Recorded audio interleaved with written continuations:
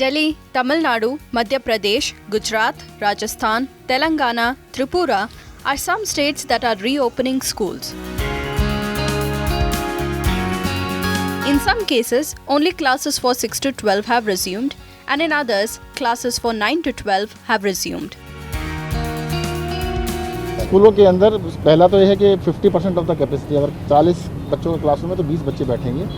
50% capacity पे काम होगा. लंच ब्रेक स्टैगर्ड होंगे, इकट्ठे नहीं होगा. बच्चों को ओपन में लंच ब्रेक कराया जाएगा. एक क्वारंटाइन रूम भी अलग से रखा जाएगा. पूरे प्रोटोकॉल्स को ठीक से बनाया गया. Some students are elated to be able to attend on-campus classes. I mean, I actually feel happy that because offline schools, they give you more, I can understand more in the schools, but then online schools are not really that much understandable. Others are wary. Actually, it's okay, but according to health, it's not correct, right? Like, we can study afterwards too. I just prefer online for now, but if both are there, we will prefer offline. I have no problem with it. Today, I'll see how it functions, then we'll decide how it will. Schools are reopening at a time when warning for the third wave of COVID-19 has been sounded. Experts expect the third wave in India by September or October. They also fear that it will affect children significantly than before. The fear of reopening schools is not without reason, as some incidents in the US show.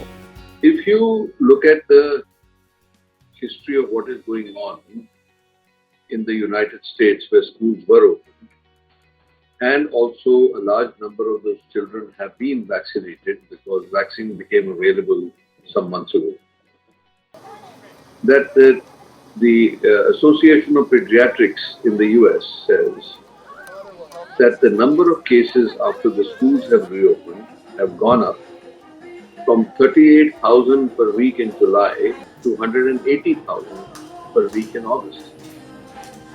So there has been a whole question mark raised about the wisdom of opening schools.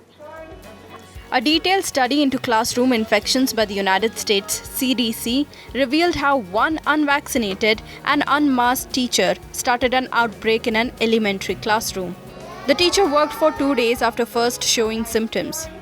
The teacher taught a classroom of 24 students without wearing a mask, despite safety procedures requiring both teachers and students to be masked indoors at all times. On May 23rd, the teacher tested positive. Days following the teacher's infection, 12 students tested positive. 6 students of another classroom also tested positive for the virus in the same period. And at least 8 parents and family members of the infected students were infected. Research suggested that cases in both the classroom were the result of the same outbreak.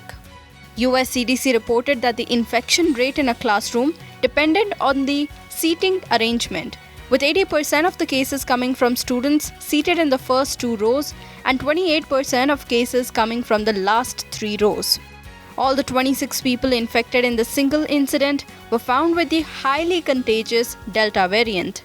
The numbers keep climbing, and what they are seeing is that there are a lot of hospitalizations in children also. So there is a warning from Florida which says that the hospitals are full with children and they don't have any facilities left to be able to cater to new cases of children. So we have to look at it in perspective for India, where children have not been vaccinated at all. And also the fact that we may or may not have the luxury of open spaces, the fact that they are distancing that much, because children do tend to congregate. India is rushing COVID-19 vaccination among teachers.